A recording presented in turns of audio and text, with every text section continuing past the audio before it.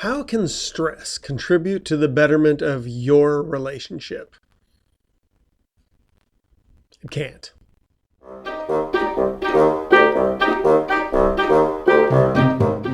So there was a publication in Sage Journals about 7, 8 months back. I posted a link to it below. Hopefully it works better than the last few links have.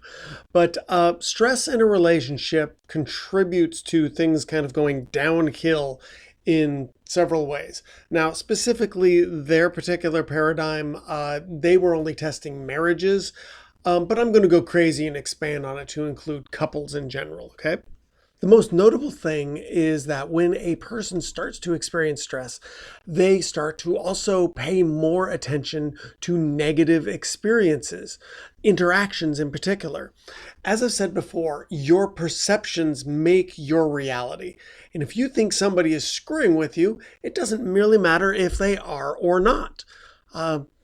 You're going to already be going in untrusting and ready to fight. And more often than not, you'll probably get what you're looking for. It's probably good to remember that most people are not screwing with you. Most people, however unfortunate, don't actually care about you.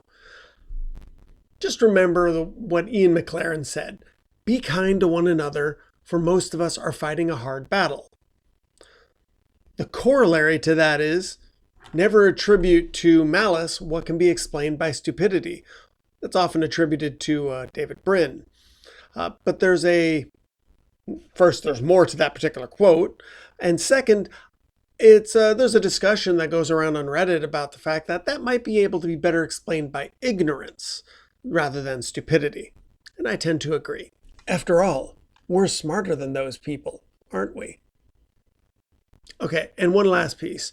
Our bodies are incredibly complicated pieces of machinery that actually wind up having very few similar and simple reactions to many different things. When it comes to stress, our body, our focus, and our ability to handle complications begins to kind of narrow down. And we then wind up having fewer resources with which to handle something. Have you ever just needed to tighten a bolt or turn a screw, some basic function, and just gotten steadily more frustrated by the fact that it's not working until you finally lose your temper? That screw didn't force you to lose your temper. It's fine, it doesn't care.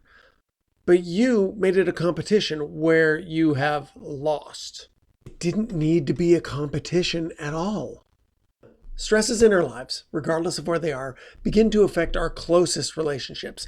This study shows us that as stress mounts, so does our ability to notice negative behaviors. And we forget that our partners are not being malicious. Whether stupid or ignorant doesn't really matter because they're not out to get you at all. A common thread in abusers is their confusion about just being that way. The usual shtick is that all I did was, or, well, that wouldn't happen if they would. It's either minimizing or shifting responsibility away. It's still not honest because it's avoiding taking responsibility for their part in what's occurring. So when you're tired or frustrated and you notice that your partner's being a jerk, remember, they're not being malicious. They might be a touch ignorant of what's going on, though. You can help set things to right by, first, talk with them about what you're experiencing. 2, be honest about your own feelings. Really honest. Complaining about this being touchy-feely crap doesn't work because you're obviously feeling something, so stop being cowardly and confront it. 3, trust your partner to carry their part fairly. They are as strong as you are.